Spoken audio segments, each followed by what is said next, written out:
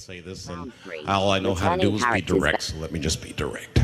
Ben's actor feels like he's remembering each line with every passing minute, and Gwen's actor either comes across as too nice to play a dry-witted know-it-all, or she's just not sure about how to deliver her lines.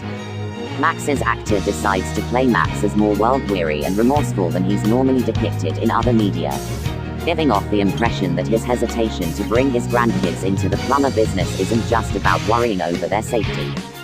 As for how they're written, I've pretty much already given my thoughts on Max, and Gwen essentially fills the role of the straight man partner and the emotionally supportive family member, so she's fine. Ben's journey is slightly more perplexing. At face value, it's fairly simple. He starts off being disinterested in his normal life at Bellwood, and grows to appreciate it after nearly losing it. The confusion comes from how he's treated at school. While he wasn't exactly strutting down his elementary school hallway, he did seem to have a pretty normal school life, with him only being bullied when he stood up for people. In the movie, it seems like everyone in his school dislikes him. It would be one thing if they were going for a story where Ben is deliberately neglecting his normal life for being a hero, and it coming back to have negative consequences later, but instead they don't portray his disinterest as that severe. So him being a social pariah feels pointless. When it comes to Alien Swarm, the only two actors I have any issue with in terms of performance are the ones for Ben and Kevin. The former because he appears to be struggling with transitioning between Ben's light-hearted and serious side, and the latter due to him not quite nailing the feeling of intimidation they were going for in a couple of scenes. As I've mentioned, the story sees the characters at odds with each other over whether or not they can trust Elena. What's fascinating about this is how it reverses the roles for two of the characters. Now Max is the one making rash decisions thanks to an inability to put aside his feelings, and Ben is the one with a clear head, but is maybe too soft when it comes to his approach. The issue lies in two areas. First, we're never given much information on Max's relationship with Victor besides. Validus was like his prized pupil. I think Max really felt his betrayal. I wonder if... You think Max is getting stabbed in the back is keeping him from seeing straight? Hey! That's my line! Which could mean a number of different emotional connections. The second is that Max never tries talking to his grandkids about this as a loving family member. Instead, he acts dismissive and even tries pulling rank. Which, besides how unfeeling that can come across, it becomes absolutely absurd given the one actually consistent aspect about Ben's personality is that him and following protocol have never been close friends. Gwen and Kevin act as the mediator between the old and new generation of Tennyson men, not being as skeptical as Max, or as trusting as Ben. They also try to have a bit of verbal sparring between Elena and Gwen, which doesn't work as well because of the previously mentioned issues with Elena.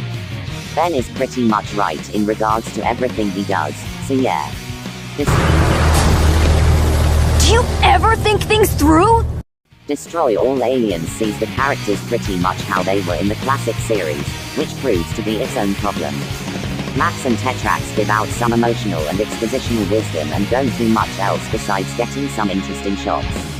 Ben and Gwen feel like caricatures of themselves. Their arguing plays more like an in-universe obligation rather than a natural result of their clashing personalities. It's so been looking forward to this. What are you doing here? What is she doing? We all school here to go on this trip, and now the Queen of Cooties is along for the ride. Hey, I had my own vacation already all planned out too, you know. Whoa, that's some tank, Grandpa. It's not a tank, doofus. It's a fully automated urban assault vehicle. You're a fully annoying assault on my eyes and ears. You're a fully disgusting assault on my nose. Shower much? Only. It at first seems to be done to make both characters reflect on their own personal flaws, but they go back to arguing right at the end.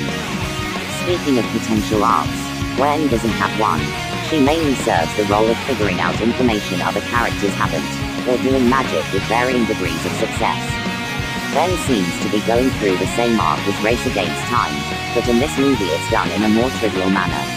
Don't get me wrong, I'm actually glad they didn't make Ben such a misfit in this movie just to get across his disinterest in his normal life.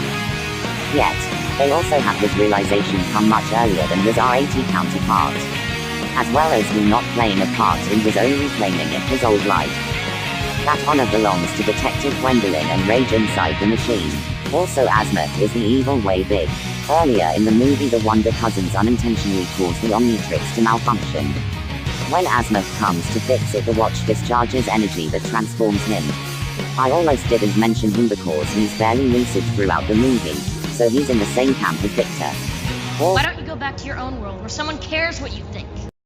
All three movies have their pros and cons when it comes to how they handle the already established characters. Despite my issues, I'm giving first place to Alien Swarm, with it putting the characters in a new challenging position they haven't been in before. What did you mean when you said we're a great team? You're not on the team. I am now, Red.